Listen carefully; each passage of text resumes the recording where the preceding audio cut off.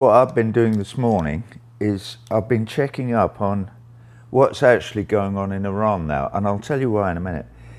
And what's going on is this. There's a short film here of people burning posters. Because many of my sister in Iran, and young women and young men cutting their hair off in protest at what's going on there.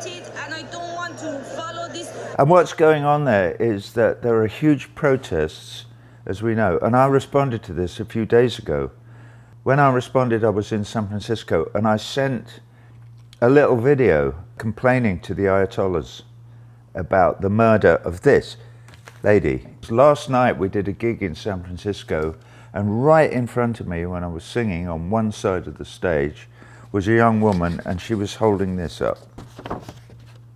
Well, we all know who this young woman is. This is the young woman who was beaten to death by the religious police in Tehran about 10 days ago now.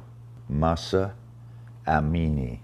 So she has become a symbol. Her death is the reason that there are demonstrations going on in Tehran right now, which I support and which everybody should be supporting. They have a weird political system in Iran, and I don't want to knock the whole country because you can't tar them all with the same brush, but the idea of one religious leader deciding absolutely everything is pretty old-fashioned these days. I'm glad the young woman brought this to my show last night. There was a group of 5 or 6 young Iranian people in the front row. So there you are, girl.